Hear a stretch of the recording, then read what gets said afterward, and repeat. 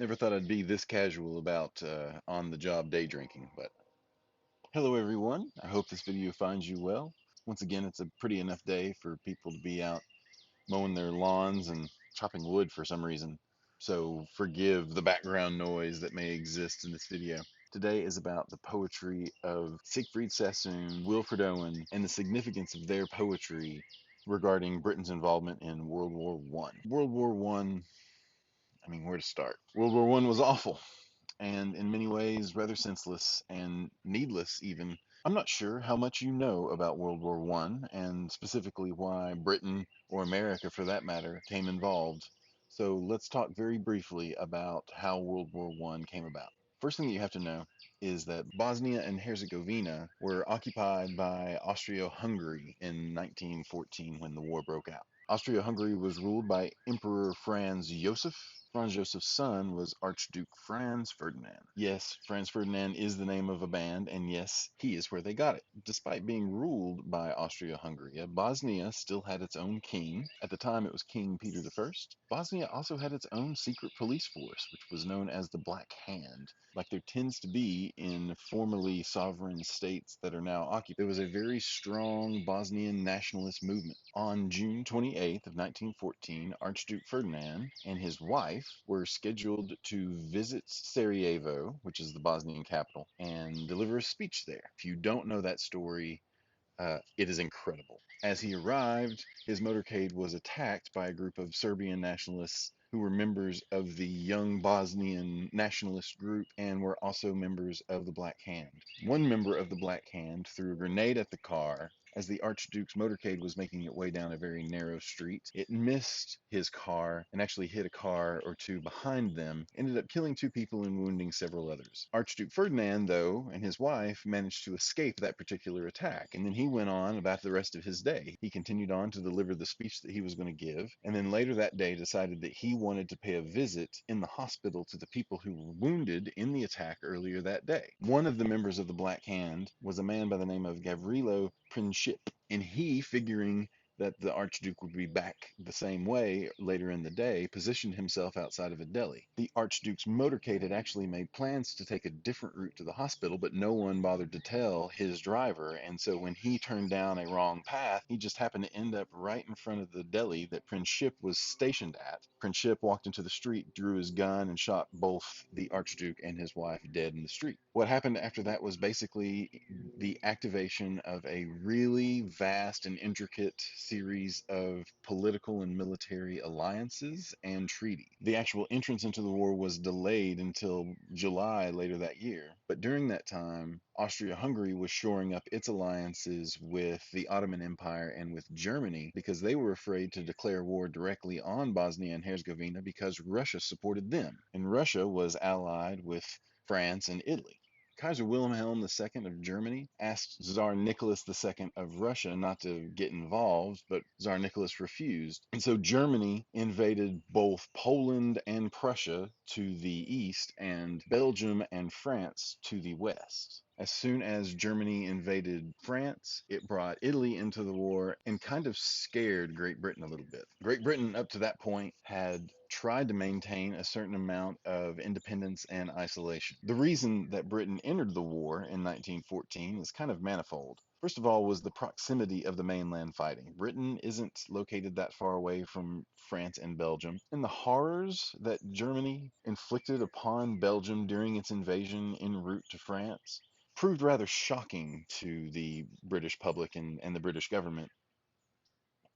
So in terms of why Britain got involved, they really didn't have to, but British superiority positioned them in a way to feel very confident in entering a military engagement and doing well. Even though we're talking about emperors and empires being involved in the fighting in the mainland, nobody really could touch Britain in terms of the way that they dominated production and trade and commerce in Europe. So Britain had every reason to think that if they got involved in the war, they would do just fine. So here again, we're going to end up talking about consequences of the Industrial Revolution. World War I was an entirely new ballgame when it came to warfare. Because of the Industrial Revolution, you had, for the first time ever, things like tanks and planes and gas and machine guns and dynamite and artillery. They didn't have helicopters just yet. So this just created a whole new way and provided a whole new methodology for just doing war. While Britain was still superior, Britain was certainly no longer alone in the world of industrialized nations. So the fact that Germany and Russia were now becoming industrialized as well, it meant that there was somewhat of an arms race leading up to World War I to sort of acquire the newest and the best people-killing technology, if you will. As bad as that was, it's compounded by the idea that despite the fact that you had all these 20th century toys, people still had a very 19th century way about thinking about war. People still just sort of lined up on different sides of a battlefield and shot at each other. And so this brought about what was known as trench warfare. Trench warfare is essentially the practice of two opposing sides occupying a plot of land or a field, and as they take up their own sides, they dig an elaborate system of trenches and tunnels and then secure those trenches and those tunnels with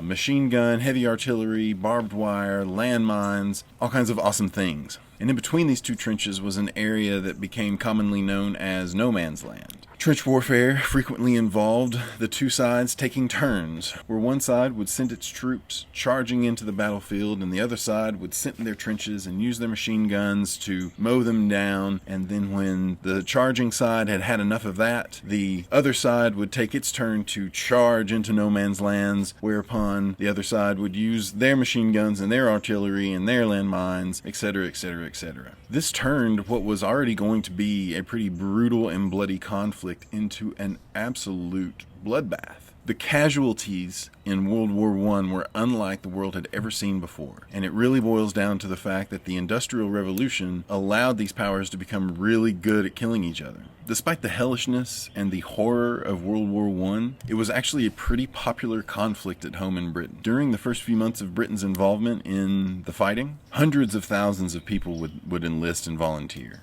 The popularity of the war amongst the people in Great Britain was due in no small part to a elaborate and expansive propaganda campaign. The British government had its own propaganda machines that operated on an official capacity as a means of recruitment and morale boosting at home, but there were also private sector groups that, trying to profit off of the war in their own ways, political groups had their own propaganda campaigns that all tried to bolster the reputation of the war at home. And it is because of that, it is because of how relentless the British propaganda machine was about controlling the narrative regarding World War I that brings us to our discussion of poetry and to the significance of poetry in changing the narrative and bringing about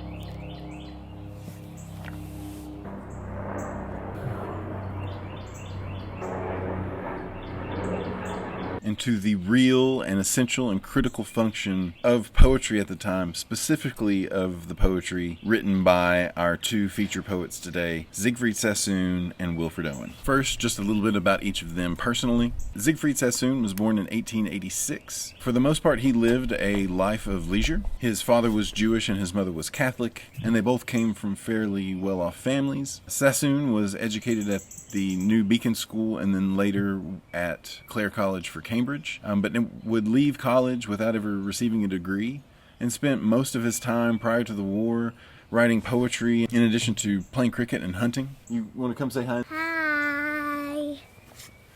Hi. Who are you wearing today? Batgirl. Batgirl, that's right. All right, you want to say bye-bye?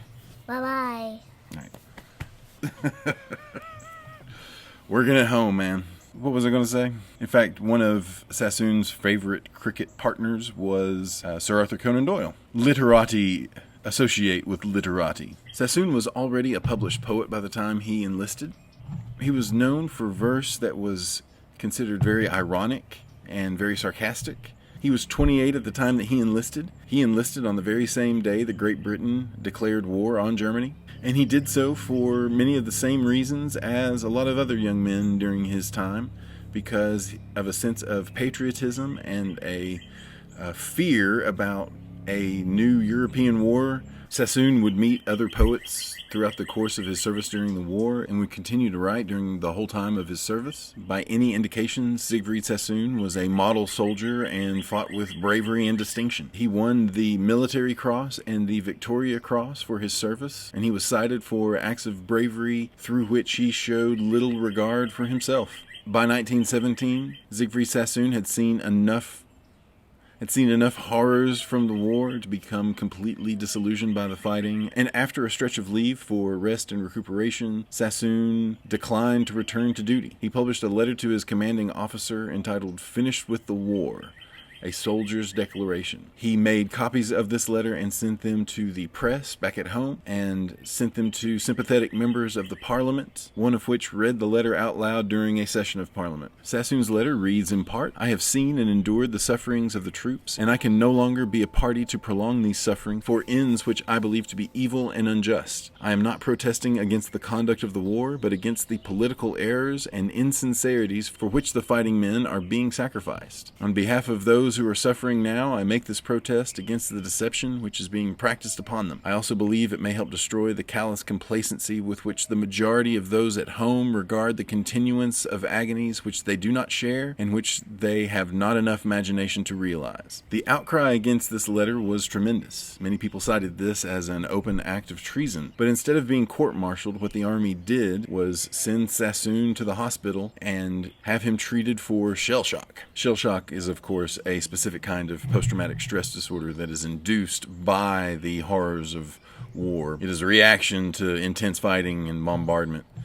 But it was during this particular stay at this particular hospital that Sassoon and Owen met for the first time. Wilfred Owen was younger than Sassoon. He was born in 1893. Owen did not live quite the life of leisure that Sassoon had, but his childhood was still pretty comfortable. Prior to entering the war, he was a teacher at the Weil Cop School in Shrewsbury. Owen was working as a private tutor in France at the time that Britain declared war on Germany. Owen did not rush to enlist, but he did leave France and return home to England. Owen would enlist more than a year later in October of 1915. Because of his education, Owen was promoted to the rank of lieutenant, or as the Brits say, lieutenant. In 1916, Wilfred Owen was involved in a mortar attack in which he was left on the hillside unconscious for several days. When he was found, he was diagnosed with shell shock and sent to Craig Lockhart Hospital. That was the same hospital that they sent Siegfried Sassoon to. Owen returned to the front line in August of 1918, which was the last year of the war, and he would be killed in action on the 4th of November in 1918, which was 1 week to the day prior to the end of World War I. Sassoon and Wilfred Owen were not the only poets who experienced the horrors of war and would write about them in their poetry, but they are perhaps the two most quintessential examples of the types of poetry that was written during World War I and of the types of poetry that was specifically designed to combat the propaganda machine back home. Sassoon and Owen were both poets prior to the war, but it was Sassoon who encouraged Owen to dedicate his poetry specifically to anti-war efforts.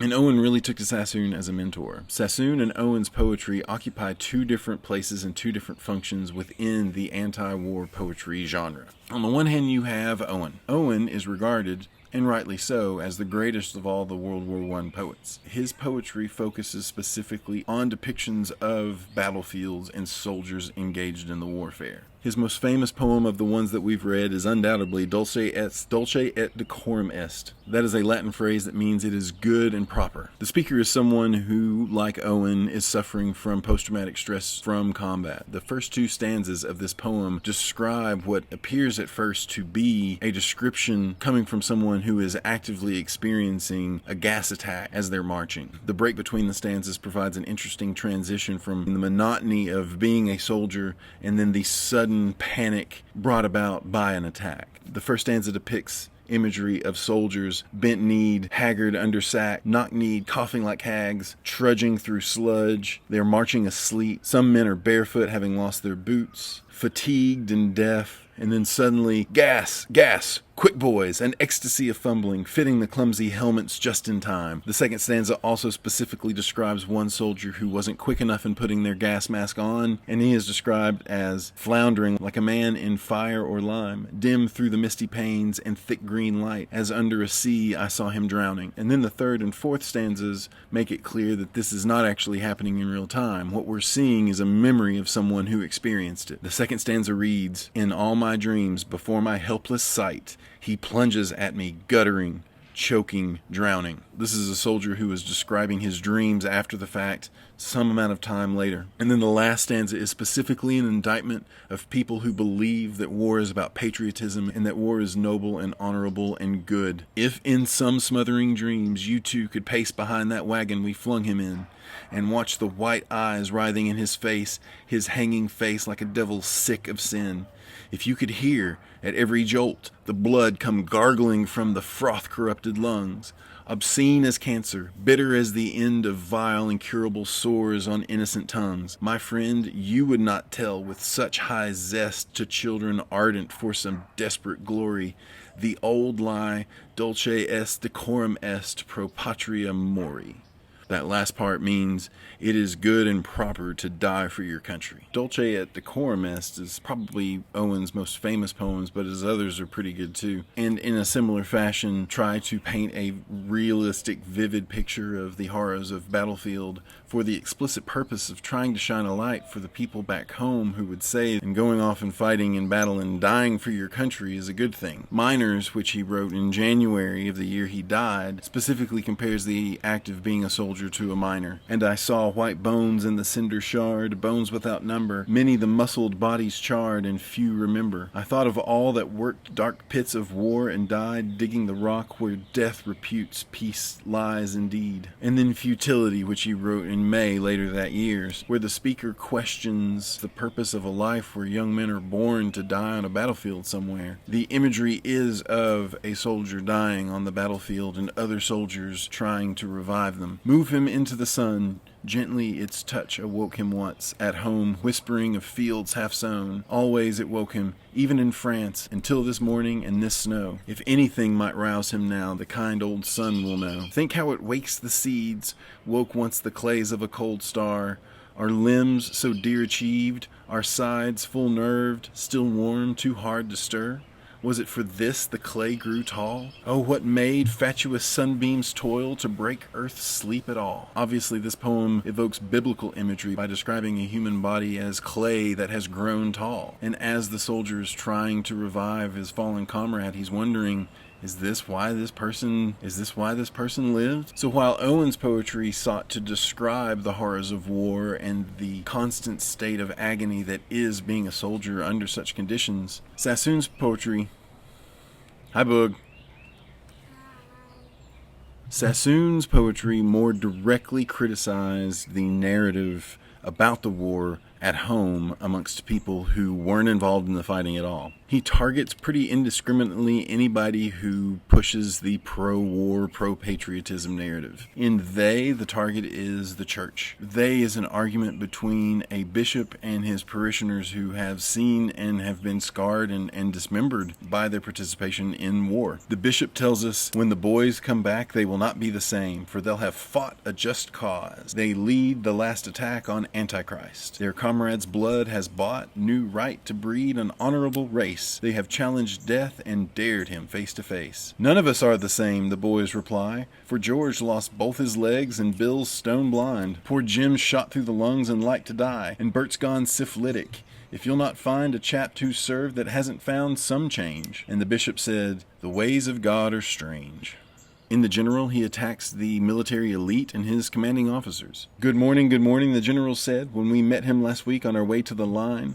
Now the soldiers he smiled at are most of 'em dead, and were cursing his staff for incompetent swine." And then in The Glory of Women, he specifically attacks civilians. He attacks people who just buy into the narrative and perpetuate it. "You love us when we're heroes, home on leave, or wounded in a mentionable place. You worship decorations, you believe that chivalry redeems the war's disgrace. You make us shells, you listen with delight, by tales of dirt and danger fondly thrilled. You crown our distant ardors while we fight, and mourn our laureled memories when we're killed. You can't believe that British troops retire when hell's last horror breaks them, and they run, trampling the terrible corses, blind with blood. O German mother dreaming by the fire, while you are knitting socks to send your son, his face is trodden deeper in the mud. Key line in that poem seems to be the phrase, "They make us shells." That seems to speak to the extent to which an individual's identity is transformed by becoming a soldier and going off to war. In the first instance, they are made shells of their former self. Some sense of their humanity is killed in the course of their service. Their innocence is lost and their identities are shredded. On the other hand, they are made shells. They are made literal instruments of war that are used, that are just things that get used in the course of a battle. As always, aren't you so glad that we don't talk about war and we don't talk about patriotism and we don't talk about the service of military personnel in the same way that we did over 100 years ago? Huh? Just so it is said out loud, every war is awful. Every war is terrible. Every war is senseless. Every war is avoidable. Wars exist in a realm of misinformation. Any war campaign wants you to see yourself and your country fighting on behalf of the almighty, the divine, and the objectively good and right, whereas the enemy combatants are evil, they are wrong, they are threats to your way of life and to your very existence. But in truth, World War I does everything to illustrate the extent to which most wars are based in bullshit spun by people in power. One of my favorite songs in the world is a song called BYOB by System of a Down. And in the midst of talking about the complacency of people at home during times of war, where people on the other side of the planet are dying horribly in ways that you don't recognize and can avoid looking at, in the midst of all of that, the refrain of that song speaks, "Why don't princes fight the war? Why do they always send the poor?" Yet again, what we have in World War I is the place of poets being outside of the norm of society. Normal society doesn't want to buy into the idea that war is awful and that we're sending people into a foreign land to die in a field somewhere. Most people don't want to think about war as being senseless, and most people don't want to think about war as being a mechanism of exploitation. They like to think that when they go off to war, they're doing something noble and honorable. We still look at military service as being one of the most honorable things a person can do. We live in a world now where you see footage of people dying and killing on the nightly news. So the idea of war being bad and of military intervention being something that is going to lead to needless death and injury. If it weren't for the bravery of people like Wilfred Owen and Siegfried Sassoon to put those words out there for people to hear and to deliver the truth as they saw it, we might not live in a world that requires Batgirl. Hey Boog, I'm about to wrap this video up. You want to say bye-bye? Bye-bye.